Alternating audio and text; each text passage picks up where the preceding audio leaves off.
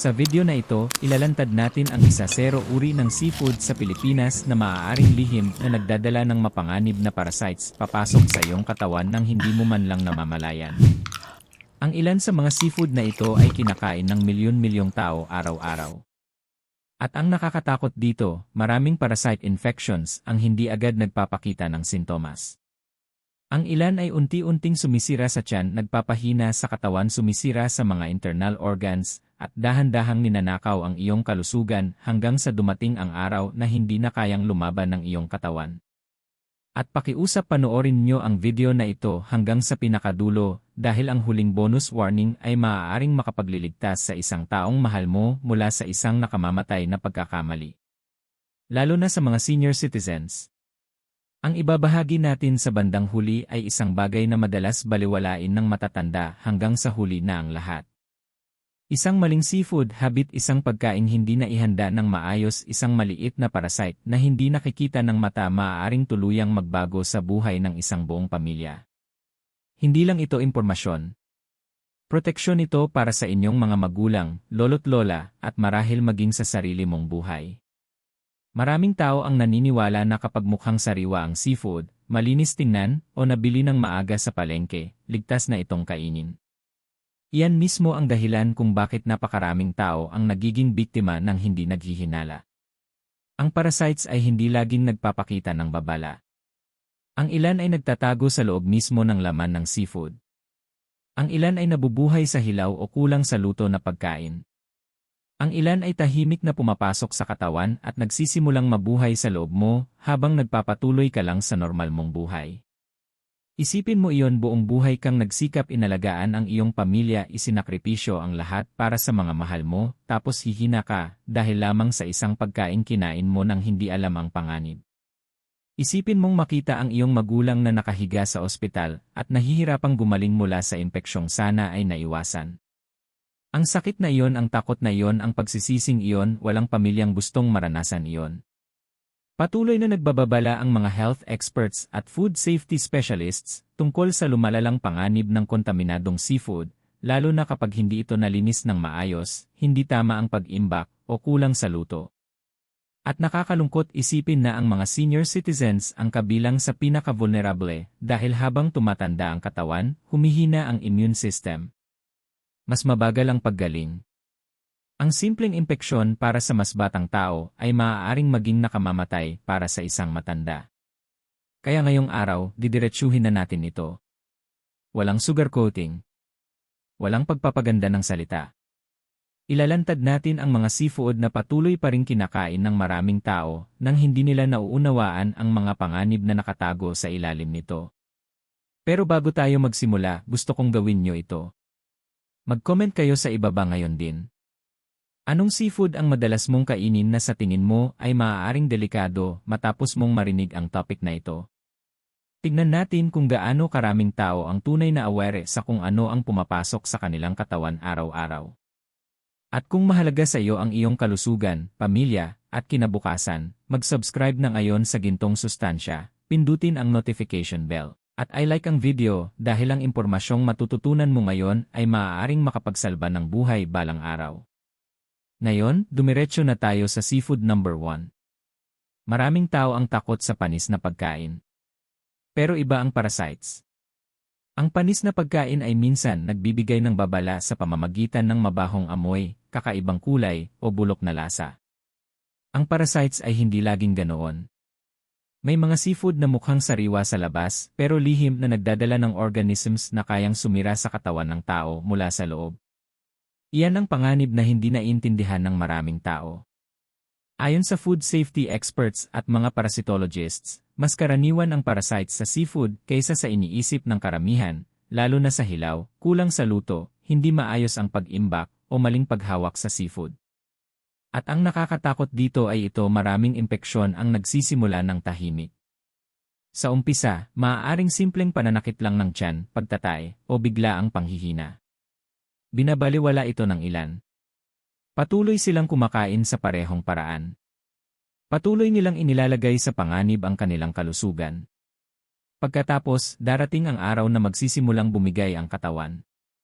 May mga parasites na umaatake sa digestive system. Ang iba ay nakaapekto sa nutrient absorption, kaya unti-unting nanghihina at napapagod ang katawan. Ang iba naman ay maaaring makarating sa mas malalalim na bahagi ng katawan at magdulot ng seryosong komplikasyon. Nagbabala ang mga eksperto na ang malalang impeksyon ay maaaring magdulot ng dehydration, pamamaga, intestinal problems, liver complications, at iba pang seryosong health emergencies. At nakakalungkot isipin na maraming pamilya ang saka lamang nakakaunawa sa panganib kapag nasa ospital na sila. Pag-isipan mo iyon sandali. Isang pagkain. Isang pagkakamali sa pagluluto. Isang kontaminadong seafood dish. Minsan, iyon lang ang sapat para tuluyang magbago ang lahat. Kaya paulit-ulit na ipinapaalala ng mga eksperto ang parehong babala. Ang tamang paghawak ng pagkain ay hindi opsyon. Ito ay proteksyon. Ito ay kaligtasan. Ito ay responsibilidad. At mas seryoso ito para sa mga senior citizens. Habang tumatanda ang tao, natural na humihina ang immune system. Mas bumabagal ang kakayahan ng katawan na labanan ang impeksyon. Mas mahirap ang paggaling. Mas delikado ang dehydration. Ang kayang malampasan ng batang katawan ay maaaring maging banta sa buhay ng isang matanda.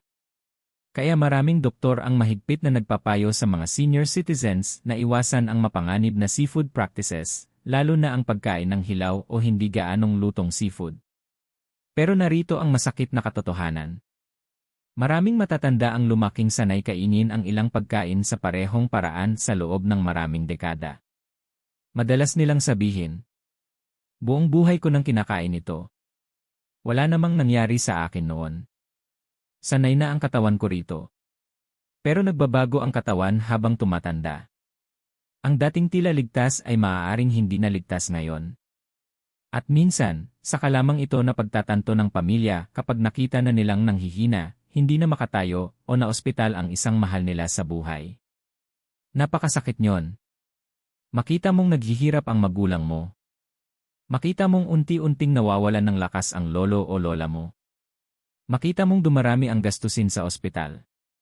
Makita mong napapalitan ng takot ang katahimikan ng tahanan. Walang pamilyang gustong maranasan iyon. Kaya mahalaga ang video na ito. Hindi para takutin kayo, kundi para gisingin ang mga tao bago pa maging huli ang lahat. Dahil maraming parasite infections ang maaaring maiwasan kung magiging mas maingat ang mga tao sa pagbili, paghahanda, pagluluto, at pagkain ng seafood. Kaya bago tayo magpatuloy, gusto kong mag-comment kayo sa ibaba. Sa tingin mo ba, sapat na seryoso ang pagtingin ng karamihan sa food safety ngayon? Laya Oan. At kung naniniwala kang mas maraming pamilya ang kailangang makarinig ng ganitong health education, suportahan ang gintong sustansya sa pamamagitan ng pag-subscribe ngayon, pagpindot sa notification bell, at pag-like ng video. Dahil may mga tao pa rin kumakain ng mapanganib nang hindi nila namamalayan. Ngayon, simulan na natin ang unang seafood na patuloy na binabalaan ng mga eksperto. Ang mga hilaw na talaba ay maaaring mukhang hindi nakakatakot. Maliit. Sariwa. Malambot. Masarap. Pero ayon sa mga eksperto sa kaligtasan ng pagkain, ang hilaw na talaba ay kabilang sa mga pinakariski na seafood na maaaring kainin pagdating sa mga parasito, bakterya, at mapanganib na mikroorganismo. At hindi ito pananakot lamang. Ito ang realidad. Maraming tao ang mahilig kumain ng hilaw na talaba dahil naniniwala silang ito ay isang luxury experience. Sinasabi ng iba na parang sariwa ito mula sa dagat. Ang iba naman ay naniniwalang mas healthy ang hilaw na seafood dahil natural ito. Pero ang hindi alam ng marami ay ito. Ang talaba ay isang filter feeder. Ibig sabihin, nabubuhay sila sa pamamagitan ng pagsasala ng napakalaking dami ng tubig sa kanilang katawan araw-araw. At kung ang tubig na iyon ay kontaminado ng dumi mula sa imburnal, polusyon, mapanganib na mikroorganismo, o mga organismong may dalang parasito, maaari rin nilang maabsorb ang mga ito. Kaya kapag kumain ang isang tao ng hilaw na talaba, maaari rin nilang malunok ang mga mapanganib na organismo nang hindi nila alam. Iyan ang nakakatakot na bahagi. Hindi mo palaging nakikita ang panganib. Hindi mo palaging naamoy. Hindi mo palaging natitikman. Patuloy na nagbabala ang mga eksperto na ang kontaminadong talaba ay maaaring magdulot ng matinding pananakit ng tiyan, pagsusuka, pagtatay, lagnat, dehydration, at malulubhang impeksyon. At para sa ilan, lalo na sa mga nakatatanda, maaaring mabilis itong maging lubhang delikado. Isipin mo ang isang magulang na biglang nanghina pagkatapos ng isang pagkain. Isipin mo ang iyong lolo na nahihirapang huminga dahil sa matinding impeksyon. Isipin mo ang iyong lola na nasa ospital dahil sa food poisoning na sana ay naiwasan. Ang sakit na yon ay totoo para sa maraming pamilya. At ang pinakalungkot pa, maraming biktima ang akala ay ligtas ang pagkain dahil mukhang sariwa ito. Kaya mariing inirekomenda ng mga eksperto sa kalusugan na lutuin ng maayos ang talaba sa halip na kainin ito ng hilaw. Hindi bahagyang init lang. Hindi kalahating luto. Dapat ay luto ng husto. Ang init ay nakakatulong puksain ang maraming mapanganib na organismo na maaaring nakatago sa loob.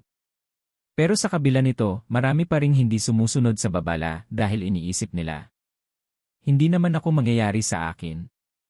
Nakakain na ako nito dati. Pinagkakatiwalaan ko ang tindero. Hanggang may mangyaring hindi inaasahan. At kapag nangyari na yon, huli na ang pagsisisi. Nagbabala rin ang mga eksperto na maging maingat sa pinanggagalingan ng talaba. Ang seafood na galing sa hindi malinis na lugar o mula sa kontaminadong tubig ay mas mataas ang panganib. Kaya ang pagbili ng murang seafood sa kaduda-dudang lugar ay maaaring maging delikadong sugal sa iyong kalusugan. Minsan sinusubukan ng tao makatipid. Pero napupunta sa mas malaking gasto sa gamot at ospital. Iyan ang masakit na katotohanan.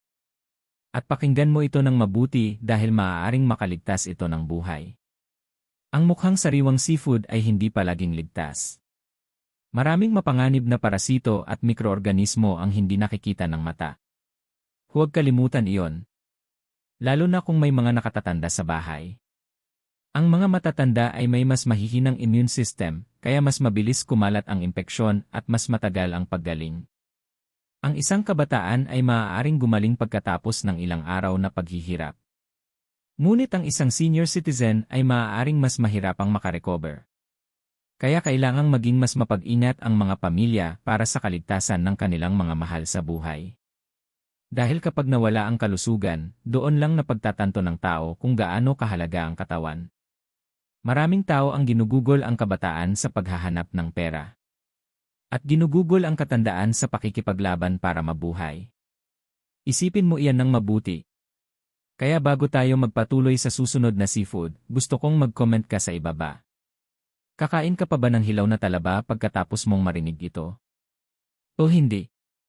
At kung naniniwala kang mas maraming tao ang dapat magkaroon ng kamalayan sa mga nakatagong panganib sa seafood, suportahan ang gintong sustansya ngayon sa pamamagitan ng pag-subscribe, pag-click ng notification bell, at pag-like sa video na ito. Dahil ang edukasyon ay maaaring magligtas ng buhay. Ngayon, puntahan natin ang susunod na seafood na mahal ng maraming Pilipino pero hindi lubos na nauunawaan ang mga panganib na kaakibat nito. Ang pusit ay isa sa mga pinakapinapaboritong seafood sa Pilipinas. Inihaw na pusit. Fried calamari. Adobong pusit. Para sa maraming pamilya, hindi lang ito pagkain. Ito ay comfort. Ito ay celebration. Ito ay bahagi ng buhay Pilipino. Pero ang hindi alam ng marami ay ang hindi maayos na nalinis o kulang sa luto na pusit ay maaari ring magdala ng mga mapanganib na parasito at mikroorganismo na kayang makaapekto sa katawan ng tao.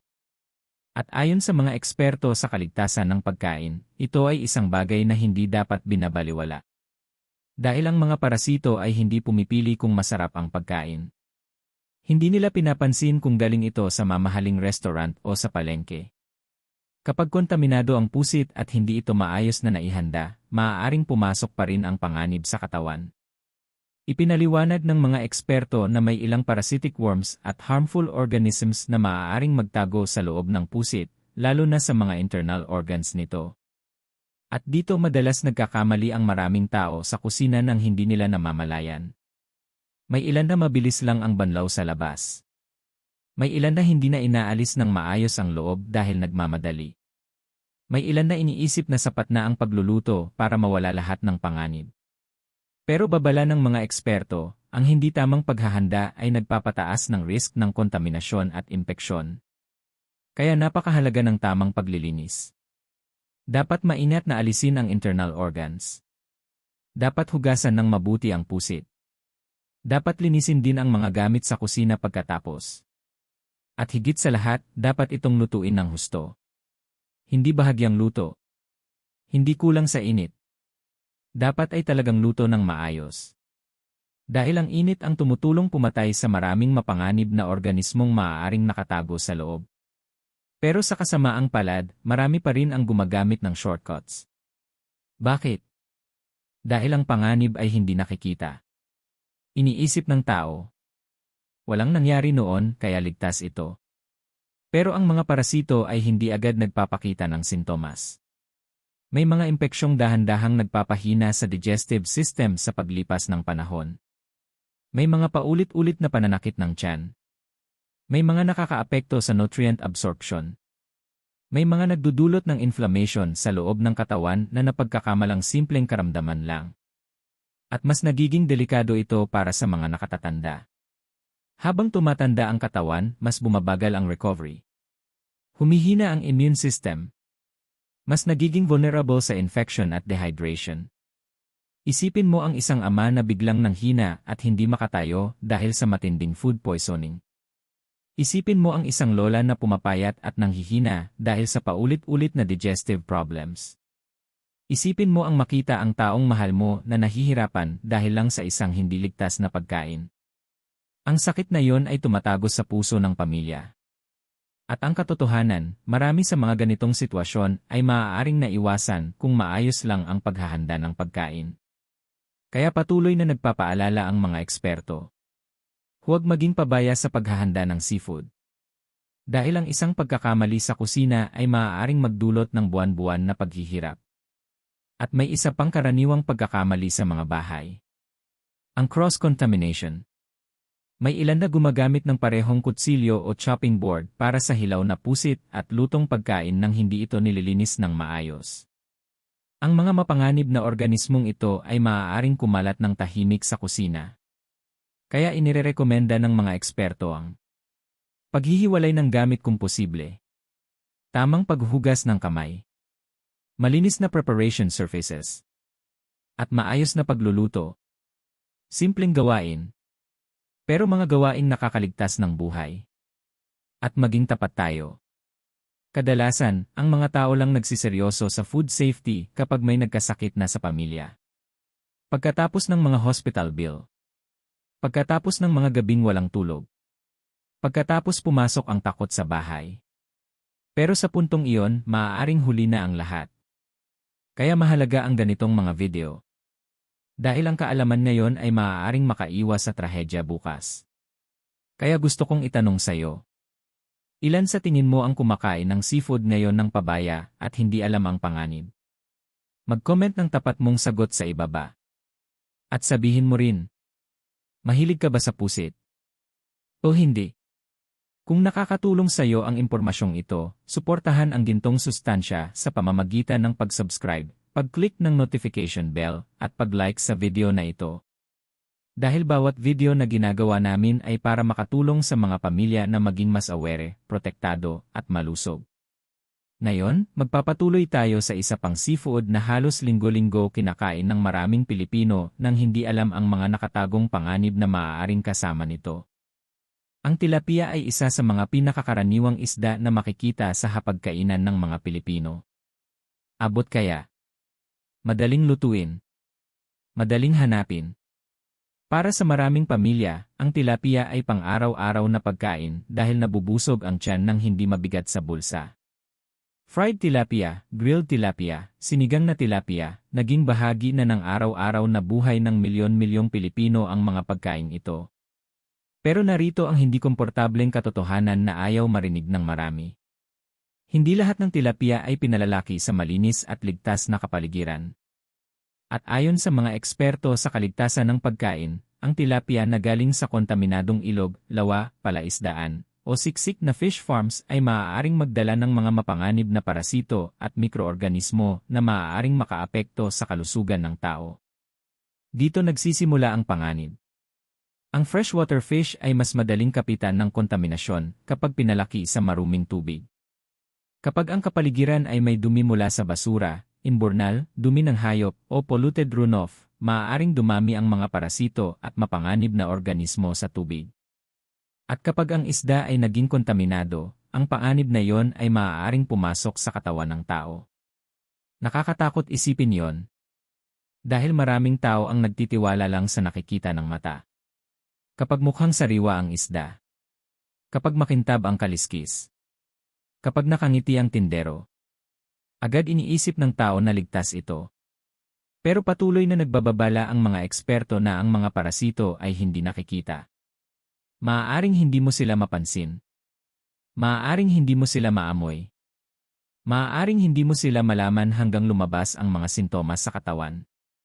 May ilan na nakakaranas ng matinding pananakit ng tiyan, pagtatay, pagsusuka, panghihina, lagnat, problema sa digestion. At sa mas malalang kaso, ang impeksyon ay maaaring magdulot ng pangmatagalang komplikasyon sa kalusugan, lalo na kapag naantala ang paggamot. Kaya mariing inirekomenda ng mga eksperto na bumili lamang ng isda mula sa malinis at mapagkakatiwalaang pinagkukunan. Huwag magsugal sa murang seafood mula sa kaduda-dudang lugar. Dahil minsan ang pagtitipid ng kaunti ngayon ay maaaring humantong sa libo-libong gastusin sa gamot, ospital, at matinding emosyonal na hirap sa hinaharap. At pag-usapan natin ang isa pang madalas hindi napapansin ng tao. Undercooked fish. May ilan na bahagyang piniprito lang ang tilapia hanggang sa labas lang ang malutong habang ang loob ay hindi pa lubos na luto.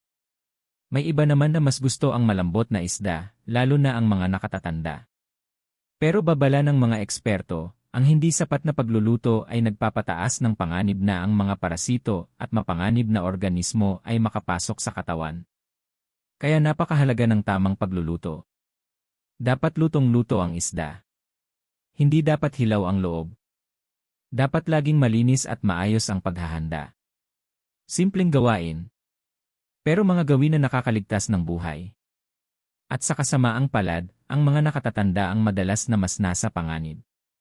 Habang tumatanda ang tao, humihina ang immune system.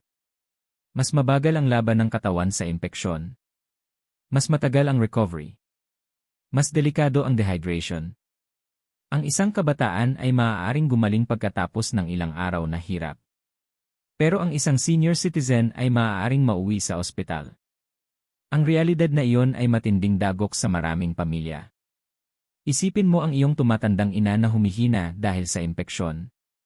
Isipin mo ang iyong ama na nahihirapang mag-recover habang nag-aalala ang pamilya araw at gabi. Isipin mo ang takot kapag narinig mong sasabihin ng doktor. Dapat mas naagapan ito. Ang mga ganitong sandali ay nag-iwan ng sugat sa puso ng pamilya na hindi madaling mawala. Kaya mahalaga ang awareness. Dahil ang pag-iwas ay laging mas madali kaysa sa pagdurusa. Nagpapayo rin ang mga eksperto na obserbahan ang mga palatandaan ng isdang binibili. Mag-ingat sa matinding mabahong amoy, mapurol o lubog na mata, malabnaw o madulas na texture, hindi normal na kulay ng laman, hindi malinis na bentahan. Maaaring senyales ito ng hindi maayos na kalidad o handling.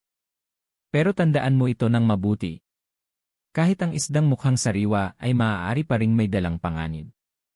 Huwag kalimutan iyon. Kaya ang food safety ay hindi dapat nakabase lang sa itsura. Dapat ito ay nakabase sa tamang pinanggalingan, tamang paglilinis, at tamang pagluluto. At maging tapat tayo. Maraming pamilya ngayon ay abala. Mabilis kumain. Mabilis magluto.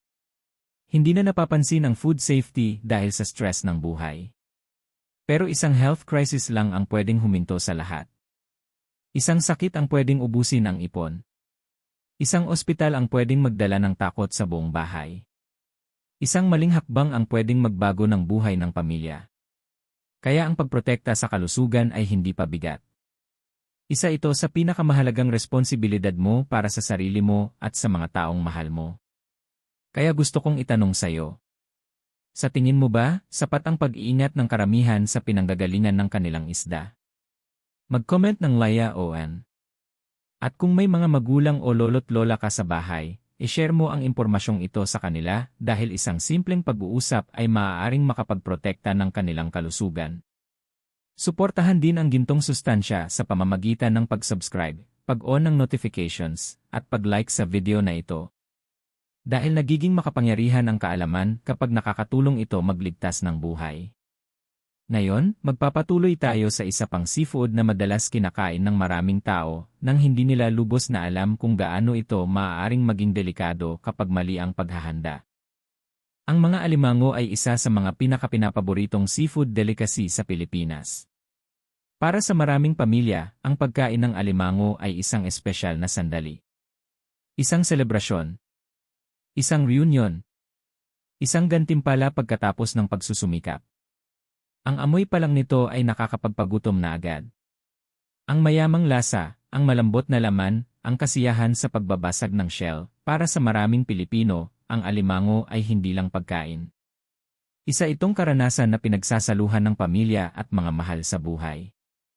Pero sa likod ng masarap na lasa nito, patuloy na nagbababala ang mga eksperto tungkol sa isang panganib na madalas minamaliit ng marami. Ang hindi sapat ang luto o hindi maayos na naihandang alimango ay maaaring magdala ng mga mapanganib na parasito, bakterya, at mikroorganismo na kayang magdulot ng malubhang sakit. At dito nagiging nakakatakot ang sitwasyon. Dahil maraming tao ang nakatuon lamang sa lasa. Habang hindi pinapansin ang kaligtasan. Ayon sa mga eksperto sa kaligtasan ng pagkain, may ilang parasito na may kaugnayan sa alimango na maaaring makaapekto sa digestive system at minsan pati sa baga kapag nagkaroon ng kontaminasyon. May mga mapanganib na organismo na nakakaligtas kapag hindi sapat ang pagkakaluto ng laman ng alimango. Ibig sabihin, ang alimangong mukhang lutong-luto sa labas ay maaari pa ring may dalang panganib sa loob kung hindi ito maayos na inihanda. At sa kasamaang palad, maraming bahay ang hindi sinasadyang gumagawa ng maling hakbang sa paghahanda.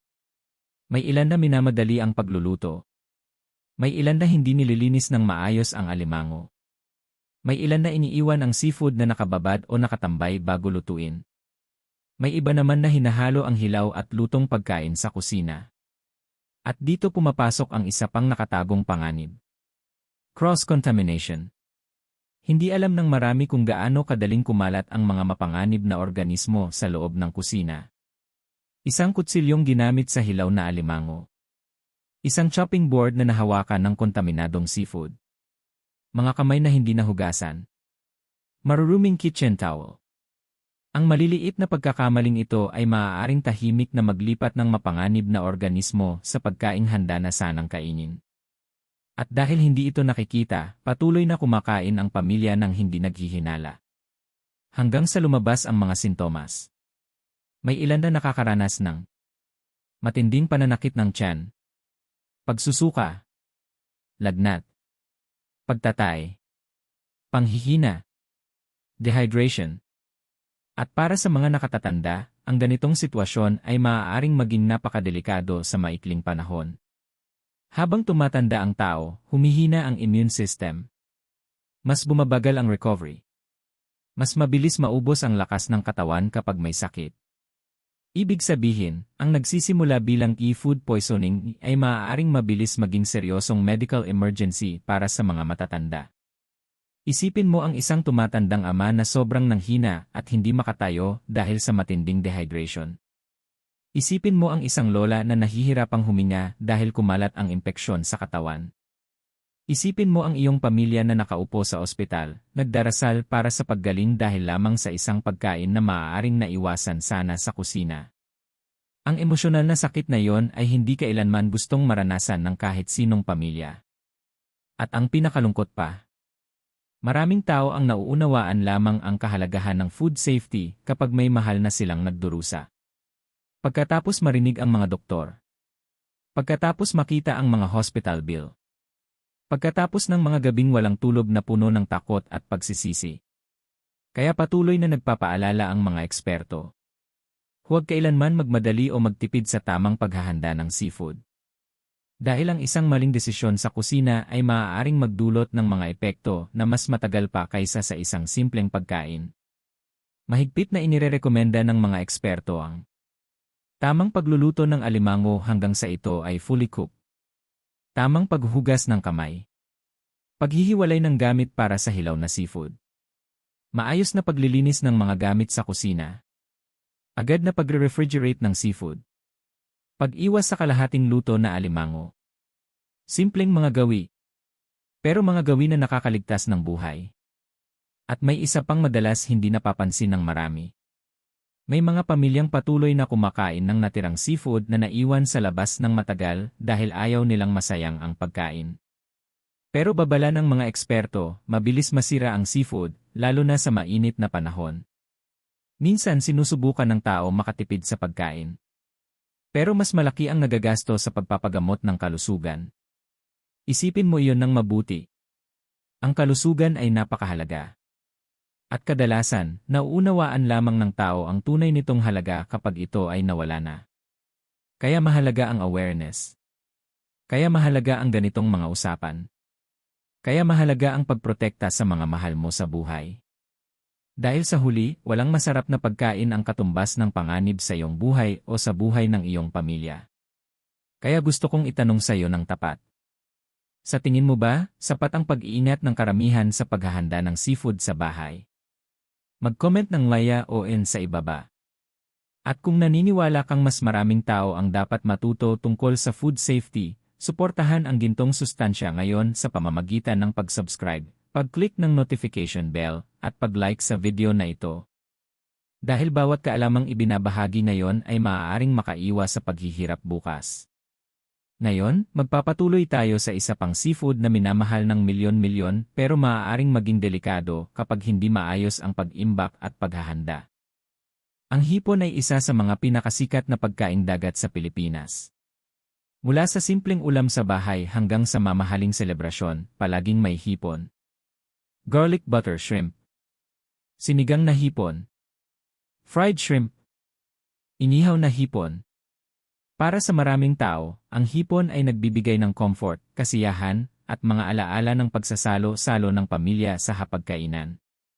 Pero ayon sa mga food safety expert, ang hipon ay maaari ring maging delikado kapag ito ay hindi maayos ang paghawak, hindi tama ang pag-imbak, kulang sa pagluluto, o kontaminado.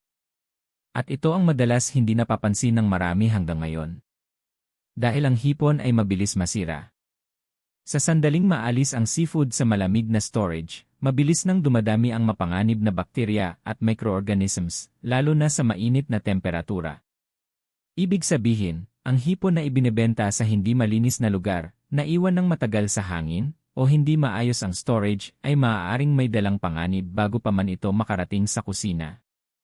At ang nakakatakot pa rito. Minsan ang kontaminadong hipon ay mukhang normal pa rin. Walang kakaibang amoy. Walang halatang senyales. Walang nakikitang parasites. Pero maaaring may panganib na nakatago na sa loob. Kaya laging paalala ng mga eksperto na huwag umasa sa itsura lang ng pagkain para malaman kung ligtas ito. Dahil maaaring malinlang ang paningin. May iba na nagsasabi, okay naman ang amoy. Parang fresh pa. Lutuin na lang natin. Pero minsan, kapag lumabas na ang sintomas, huli na ang lahat dahil apektado na ang katawan sa loob. Ayon sa mga health expert, ang pagkain ng kontaminadong hipon ay maaaring magdulot ng matinding pananakit ng tiyan, pagsusuka, pagtatay, lagnat, food poisoning, delikadong dehydration, impeksyon sa digestive system. Para sa mga malulusob na adult, maaari pa ring gumaling pagkatapos ng ilang araw ng hirap. Pero para sa mga senior citizen, mas nagiging delikado ito. Habang tumatanda ang katawan, mas mabilis maapektuhan ng dehydration. Mas matinding panghihina ang nararamdaman. Mas nahihirapan ang immune system na labanan ang impeksyon. Ibig sabihin, ang isang hindi ligtas na pagkain ng seafood ay pwedeng maging banta sa buhay ng matatanda. Isipin mo ang iyong inang tumatanda na hindi makakain dahil sa matinding sakit ng tiyan. Isipin mo ang iyong lolo na hindi na halos makatayo sa panghihina. Isipin mo ang doktor na nagsasabing malala na ang dehydration. Mga sandaling hindi madaling kalimutan ng isang pamilya. At ang emosyonal na sakit ay mas lalong lumalalim dahil kadalasan, sinisisi ng mga tao ang kanilang sarili pagkatapos. Tatanungin nila, bakit hindi tayo naging mas maingat? Bakit hindi natin napansin ang mga senyales? Bakit hindi natin sila naprotektahan? Ang ganitong pakiramdam ng pagsisisi ay maaaring manatili ng matagal. Kaya napakahalaga ng pag-iwas. Mahigpit na inirerekomenda ng mga eksperto. Bumili lamang ng hipon sa malinis at pinagkakatiwalaang tindahan. Panatilihing malamig ang seafood sa lahat ng oras. Ilagay agad sa refrigerator pagkatapos bilhin. Hugasan ng mabuti ang hipon. Alisin ng tama ang dumi sa loob, digestive tract. Lutuin ng husto ang hipon. Hindi half-cooked. Hindi bahagyang hilaw sa gitna. Dapat fully cooked. Dahil ang init ng pagluluto ay nakakatulong pumatay ng maraming mapanganib na organismo. At isa pang karaniwang pagkakamali ng mga tao. May mga bahay na tinatawag frozen shrimp sa pamamagitan ng pag-iwan nito sa labas ng ilang oras sa room temperature. Babala ng mga eksperto, nagiging perpektong lugar ito para mabilis dumami ang microorganisms. Ang tamang food handling ay hindi pagiging o sobrang maingat. Ito ay proteksyon para sa kinabukasan. Dahil kapag pumasok na ang sakit sa bahay, nagbabago ang lahat. Nawawala ang katahimikan. Pumapasok ang takot. Nagsisimula ang pagpunta sa ospital. Lumalaki ang gastos. Naghihirap ang buong pamilya emotionally. Lahat dahil sa pagkain na akala ay safe lang. Pero ang pagkain ay maaaring magbigay ng sustansya. O unti-unting makasira ng katawan kapag hindi maingat. At kung iisipin natin ng mabuti, maraming tao ngayon ang abala sa araw-araw na paghahanap buhay kaya nakakalimutan ang kalusugan. Mabilis kumain. Hindi pinapansin ang warning signs. Nanganganib dahil pagod na sa buhay. Hanggang sa dumating ang puntong sasabihin ng katawan, tama na. At kapag bumagsak ang kalusugan, saka lang naintindihan ng marami ang masakit na katotohanan. Ang pera ay maaaring kitain muli. Pero ang kalusugang nasira ay mas mahirap ibalik. Lalo na para sa mga pamilyang may mahal sa buhay na unti-unting nanghihina. Kaya mahalaga ang kaalaman ngayon bago pa mangyari ang trahedya. Kaya hayaan mo akong magtanong sa'yo. Sa tingin mo, sapat ba ang higpit ng mga seafood vendors ngayon pagdating sa kalinisan at kaligtasan? Ay comment ang iyong tapat na opinyon sa ibaba. At kung may kapamilya kang mahilig sa hipon, pakishare ang impormasyong ito dahil isang simpleng pag-uusap ay maaaring makaiwas sa seryosong sakit. Suportahan din ang gintong sustansya sa pamamagitan ng pag-subscribe, pag-on ng notifications, at pag-like sa video. Dahil ang kaalaman ay nagiging makapangyarihan kapag nakakapagligtas ng buhay. Ngayon, magpapatuloy tayo sa isa pang seafood na madalas kainin ng mga pamilya nang hindi nila alam na ang maruming tubig ay maaaring tahimik na magdala ng panganib. Ang tahong at halaan ay malalim na minamahal sa maraming tahanang Pilipino. Tahong. Halaan. Mainit na sabaw na pinagsasaluhan tuwing maulan. Mga simpleng pagkain na nagdadala ng pamilya sa iisang hapagkainan. Para sa maraming tao, ang shellfish ay hindi lang basta pagkain. Ito ay comfort sa gitna ng hirap. Ito ay alaala ng kabataan. Ito ay paraan ng pag-survive ng mga pamilyang sinusubukang pagkasyahin ang bawat piso para may mailagay lang sa hapag. Pero ayon sa mga food safety expert, ang mussels at clams ay maaari ring maging isa sa mga pinakadelikadong seafood kapag ito ay inani mula sa marumi o kontaminadong tubig. At dito madalas nagkakamali ang marami nang hindi nila alam. Makikita mo, ang shellfish tulad ng tahong at halaan ay mga filter feeder, katulad ng oysters. Ibig sabihin, palagi nilang sinasala ang tubig sa kanilang paligid. Kung ang tubig ay may polusyon mula sa sewage, industrial waste, mapanganib na microorganisms, parasites, o toxins, maaaring maipon din ang mga ito sa loob ng shellfish. At kapag kinain ito ng tao nang hindi maayos ang paghahanda o pagluluto, ang panganib ay maaaring pumasok sa katawan ng tahimik. Iyan ang nakakatakot na katotohanan. Maraming tao ang nag-iisip. Kung mura at fresh sa palengke, okay na yan. Pero paulit-ulit ang paalala ng mga eksperto, hindi sapat ang itsura para masigurong ligtas ang pagkain. May mga shellfish na mukhang normal pero may dalang mapanganib na organismo na pwedeng magdulot ng malalang sakit. At dahil maraming Pilipino ang mahilig sa sabaw at bahagyang lutong shellfish dishes, mas tumataas ang risk kapag ito ay kulang sa luto. Ayon sa mga health expert, ang kontaminadong shellfish ay maaaring magdulot ng matinding pananakit ng tiyan, pagsusuka, pagtatay, lagnat, food poisoning, delikadong dehydration, malalang impeksyon, at para sa mga senior citizen, maaaring mabilis itong maging life-threatening. Habang tumatanda ang katawan, mas bumabagal ang recovery. Humihina ang immune system. Mas nahihirapan ang katawan na labanan ang impeksyon. Ibig sabihin, ang sakit na kaya panglampasan ng mas batang adults ay pwedeng maging napakadelikado para sa matatanda. Isipin mo ang isang family gathering na nauwi sa gulat dahil biglang nagkasakit ang lolo't lola matapos kumain.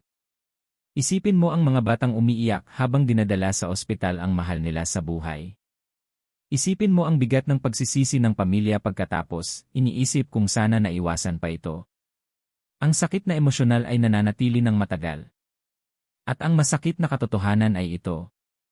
Karamihan sa seafood-related illnesses ay pwedeng maiwasan sa tamang food safety practices. Mahigpit na inirerekomenda ng mga eksperto na bumili lamang ng shellfish mula sa malinis at pinagkakatiwalaang sources. Iwasan ang shellfish na galing sa maruming tubig. Huwag kainin ang shellfish na sira o bukas ang shell. I-refrigerate agad pagkatapos bilhin. Lutuing mabuti bago kainin. Hindi half-cooked. Hindi bahagyang pinakuluan. Dapat fully cooked. Dahil ang tamang init ng pagluluto ay nakakatulong pumatay ng maraming mapanganib na organismo na maaaring nakatago sa loob. At isa pang delikadong pagkakamali ng iba. May mga bahay na patuloy pa ring niluluto ang shellfish kahit may kakaiba ng amoy dahil ayaw nilang masayang ang pagkain. Pero paalala ng mga eksperto, ang sirang seafood ay maaaring maging sobrang delikado. Ang pagsubok na iligtas ang sirang pagkain ay maaaring magdulot ng mas malalang pinsala sa kalusugan.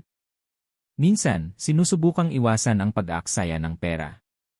Pero nauwi sa mas malaking gasto sa ospital, gamot, at emosyonal na hirap. Isipin mo iyon ng mabuti. Isang hindi ligtas na pagkain ay maaaring makaapekto sa buong pamilya, pisikal, emosyonal, at pinansyal. Kaya napakahalaga ng food safety. At nakakalungkot, marami ang natututo lamang nito pagkatapos makaranas ng sakit. Pagkatapos makita ang paghihirap ng mahal sa buhay. Pagkatapos ng nakakatakot na diagnosis. Pagkatapos ma-realize kung gaano kahina ang katawan ng tao. Ang kalusugan ay isa sa pinakamalaking biyaya na madalas hindi pinapansin hanggang sa unti-unti itong mawala. At ang katotohanang iyon ay tumatama ng mabigat. Lalo na sa mga senior. Maraming matatanda ang buong buhay nag-sacrifice para sa pamilya, nagtrabaho ng matagal, nagtiis ng hirap, at laging inuuna ang iba. Ang pinakahuling nararapat sa kanila ay magkasakit dahil sa hindi ligtas na pagkain. Kaya kailangang maging mas maingat, mas mapagmatsyag, at mas may kaalaman ang bawat pamilya. Dahil ang tunay na pagmamahal ay hindi lang sa pagpapakain sa mahal sa buhay. Ang tunay na pagmamahal ay ang pagprotekta rin sa pumapasok sa kanilang katawan. At sa panahon ngayon, kung saan tumataas ang panganib dahil sa polusyon at hindi tamang food handling, mas mahalaga ang awareness kaysa dati. Kaya hayaan mo akong magtanong ng tapat. Sa tingin mo, sapat ba ang binibigay na atensyon ng mga tao ngayon sa kung saan talaga nanggagaling ang seafood? Ay comment ang via o in sa ibaba. At kung nakakatulong ang video na ito para mas maging aware ka sa seafood safety, suportahan ang gintong sustansya sa pamamagitan ng pag-subscribe, pag-click ng notification bell, at pag-like sa video. Dahil habang mas maraming natututo, mas maraming buhay ang maaaring maprotektahan. Ngayon, magpapatuloy tayo sa isa pang seafood na itinuturing ng marami na healthy at masarap pero maaaring maging sobrang delikado kapag kinakain ng hilaw. Ang tuna ay isa sa mga pinakakilalang seafood sa buong mundo. Mayaman sa protein. Paborito ng mga health-conscious na tao. Minamahal sa sushi, sashimi, grilled dishes, at mamahaling restaurant meals. Maraming tao ang naniniwala na ang tuna ay automatic na simbolo ng kalusugan at lakas. At, ang tuna ay maaaring magbigay ng mahahalagang nutrients kapag ito ay maayos na inihanda. Pero ayon sa mga food safety expert at parasitologist, ang raw o hindi tamang paghahandang tuna ay maaari ring maglaman ng mapanganib na parasites at organisms na pwedeng makaapekto sa katawan ng tao sa seryosong paraan. At dito madalas nagiging kampante ang maraming tao. Dahil ang tuna ay madalas iugnay sa luxury dining at high-end restaurants, iniisip ng iba na ligtas na itong kainin kahit hilaw. Pero paulit-ulit ang paalala ng mga eksperto, ang raw fish ay laging may kaakibat na risk. Kahit gaano ito kamahal. Kahit gaano kaganda ang presentasyon. Kahit gaano ito kasikat sa social media. Hindi nawawala ang panganib dahil lang mukhang elegante ang pagkain. At ang nakakatakot na katotohanan ay ito. May mga parasites na maaaring nakatago sa loob ng hilaw na isda na hindi kayang makita ng mata. Ibig sabihin, maaaring makakain ang tao ng kontaminadong isda nang hindi niya alam hanggang sa magsimulang umatake ang sintomas sa katawan. Ayon sa mga health expert, ang pagkain ng kontaminadong raw tuna ay maaaring magdulot ng matinding pananakit ng tiyan, pagduduwal, pagsusuka, problema sa digestive system, allergic reactions, impeksyon sa bituka, panghihina at pagkapagod. At minsan, nagiging nakakalito ang sintomas dahil napagkakamalan lang itong ordinaryong sakit ng tiyan. Dahil dito, naantala ang tamang paggamot. May mga taong patuloy na nagtitiis habang unti-unting nahihirapan ang katawan sa loob. At mas lalong nagiging delikado ito para sa mga senior citizen. Habang humihina ang immune system sa pagtanda, mas nahihirapan ang katawan labanan ang impeksyon at mas mabagal ang recovery. Ang isang mas batang adult ay maaaring gumaling pagkatapos ng gamutan at pahinga. Pero para sa matatanda, kahit isang malalang impeksyon ay maaaring maging banta sa buhay. Isipin mo ang isang ama na biglang bumagsak dahil sa matinding pagsusuka at dehydration. Isipin mo ang isang lola na hindi na makabawi dahil hindi na kasing tibay ng dati ang kanyang katawan. Isipin mo ang takot ng pamilya habang naghihintay sa ospital kung lalaban pa ba ang mahal nila sa buhay. Ang ganitong takot ay nag-iwan ng malalim na sugat sa pamilya. Dahil sa mga sandaling iyon, biglang naintindihan ng lahat ang isang masakit na katotohanan. Ang kalusugan ay maaaring mawala ng mas mabilis kaysa inaakala ng tao. At nakakalungkot, marami pa ring tao ang patuloy na nagsasapalaran dahil sa mga uso. Ginawang exciting ng social media ang pagkain ng raw seafood. Nakikita ng mga tao ang influencers na kumakain ng raw tuna at iniisip, kung kaya nila, kaya ko rin. Pero ang hindi nakikita sa kamera ay ang mga panganib sa likod nito. Ipinaliwanag ng mga food safety expert na ang mga professional establishments ay may strict freezing at handling procedures na nakakatulong mabawasan ang parasite risks. Pero hindi lahat ng gumagawa ng raw seafood ay sumusunod sa tamang safety protocols. Dito lalo tumataas ang panganib. May mga taong gumagawa ng raw tuna sa bahay nang walang sapat na kaalaman. May bumibili ng seafood mula sa kaduda-dudang source. May hindi tama ang storage temperature. Lahat ng ito ay nagpapataas ng tsansa ng contamination. Kaya laging paalala ng mga eksperto na mag-ingat sa pagkain ng hilaw na isda. Lalo na para sa mga senior citizen, mga buntis, mga bata, mga taong mahina ang immune system. Dahil mas mataas ang risk sa kanila kapag nagkaroon ng komplikasyon. At kung tapat nating pag-uusapan, maraming tao ngayon ang naghahabol ng experiences. Gusto ng exciting na pagkain. Gusto ng luxury moments. Gusto ng social media content. Pero minsan, masyadong nakatuon ang tao sa pansamantalang kasiyahan kaya nakakalimutan ang pangmatagalang epekto. Hanggang sa dumating ang sakit. Hanggang sa pumasok ang hirap sa bahay. Hanggang sa mapalitan ng hospital ang dining table. At ang katotohanan iyon ay masakit tanggapin. Dahil walang pagkain, kahit gaano kamahal o katrendy, ang worth isugal ang kalusugan mo o ng mahal mo sa buhay. At tandaan ito. Ang katawan ay nagre-record ng bawat careless na desisyon na paulit-ulit ginagawa ng tao. May mga pinsala na dahan-dahang lumalabas sa paglipas ng panahon. Kaya ang pagprotekta sa kalusugan ngayon ay mas mahalaga kaysa pansamantalang cravings bukas. Lalo na para sa mga senior na nararapat sa kapayapaan, kaligtasan, at proteksyon sa kanilang pagtanda. Marami sa kanila ang matagal nang nagtiis para sa pamilya. Hindi nila dapat dagdagan pa ng sakit na pwedeng maiwasan. Kaya mahalaga ang awareness. Kaya mahalaga ang edukasyon. Kaya ang ganitong usapan ay pwedeng magligtas ng buhay. Kaya hayaan mo akong magtanong ng tapat. Pagkatapos marinig ang mga risk na ito, kakain ka pa rin ba ng raw tuna ng regular? Ay comment ang via o in sa ibaba. At kung naniniwala kang mas maraming tao ang kailangang malaman ang mga hidden dangers ng raw seafood, suportahan ang gintong sustansya sa pamamagitan ng pag-subscribe, pag-on ng notifications, at pag-like sa video. Dahil ang kaalaman ay nagiging makapangyarihan kapag nakakapagprotekta ng pamilya laban sa sakit at pagsisisi. Ngayon, magpapatuloy tayo sa isa pang uri ng seafood na sinusubukan ng marami dahil sa curiosity nang hindi nila alam ang mga nakatagong panganib na maaaring kasama nito. Ngayon, dumating na tayo sa pinakamahalagang bahagi ng buong video na ito. At pakiusap. Makinig ng mabuti. Dahil ang huling babalang ito ay hindi lang para sa mga senior citizen. Ito ay para sa bawat anak na lalaki. Bawat anak na babae. Bawat apo. Bawat taong may magulang o lolo't lola na mahal nila. Ayon sa mga health expert, isa sa pinakamalaking pagkakamali ng maraming matatanda ay ang paniniwalang kasing lakas pa rin ng dati ang kanilang katawan. Pero ang pagtanda ay nagbabago ng lahat. Humihina ang katawan. Bumabagal ang immune system. Mas nagiging sensitibo ang digestion. Mas nahihirapan ang recovery. At nakakalungkot, maraming matatanda ang hindi ito napapansin hanggang sa biglang tamaan ng seryosong sakit. Kaya patuloy ang paalala ng mga eksperto na maging sobrang maingat sa pagkain ng seafood, lalo na kung ito ay hilaw, kulang sa luto, hindi maayos ang storage, o hindi tamang inihanda.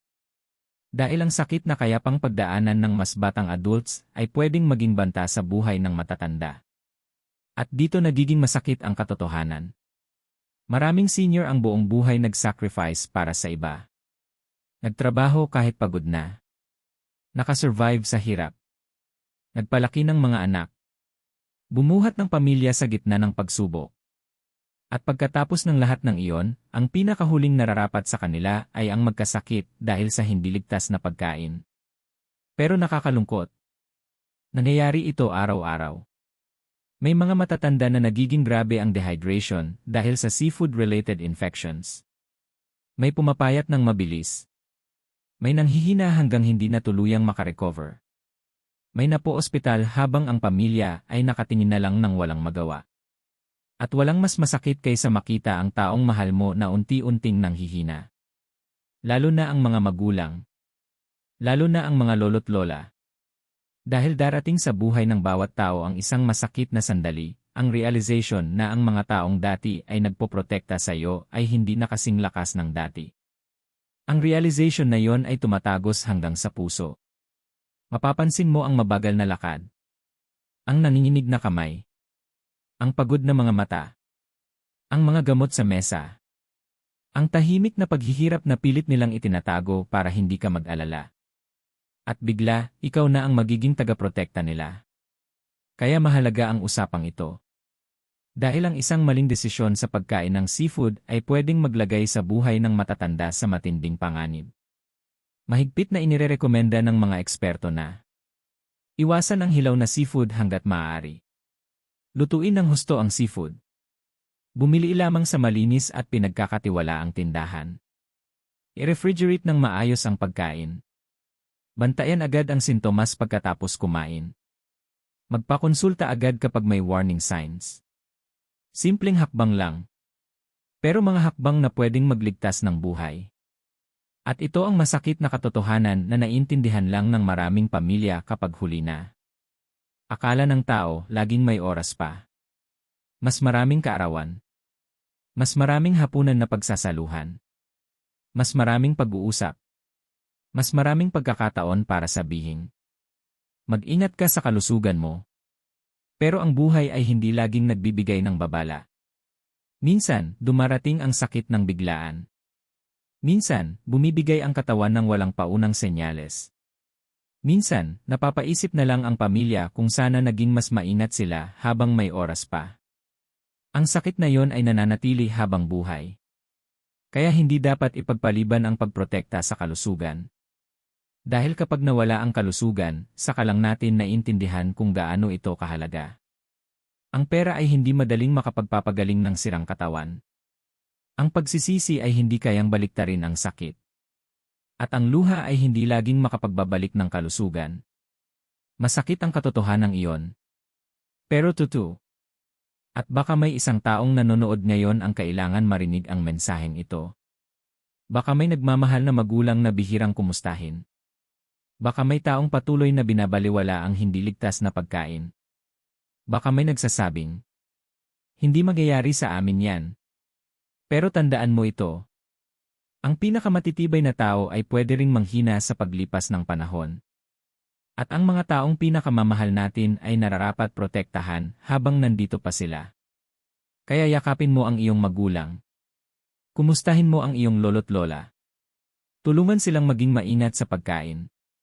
Protektahan mo sila habang may pagkakataon pa. Dahil darating ang araw na marami ang magbibigay ng lahat ng meron sila. Makarinig lang ulit ng boses ng magulang nila kahit isang beses pa. Ang emosyon na yon ay napakalalim. At bago matapos ang video na ito, may gusto akong ipagawa sa iyo. Mag-comment ka sa ibaba. Sino ang pinoprotektahan mo ngayon dahil mas naging maingat ka sa food safety matapos mapanood ang video na ito? Magulang mo? Mga anak mo? Asawa mo? Lolo't lola mo? O sarili mo? Hayaan mong manggaling ang sagot mo sa puso. At kung nakatulong ang video na ito para mamulat ka, suportahan ang Gintong Sustansya sa pamamagitan ng pag-subscribe, pag-on ng notification bell, at pag-like sa video. Dahil bawat taong nanonood at nagbabahagi ng ganitong content ay tumutulong magpalaganap ng kaalaman na pwedeng magligtas ng ibang pamilya mula sa sakit, pagsisisi, at pagkawala. Salamat sa panonood hanggang dulo. Salamat sa pag-aalaga sa iyong kalusugan. Maging ligtas. Maging maalam. Protektahan ang mga taong mahal mo. Dahil ang kalusugan ay hindi lang tungkol sa mas mahabang buhay. Ito ay tungkol sa pagprotekta sa mga sandali, sa mga tao, at sa mga alaala na nagbibigay saysay sa buhay.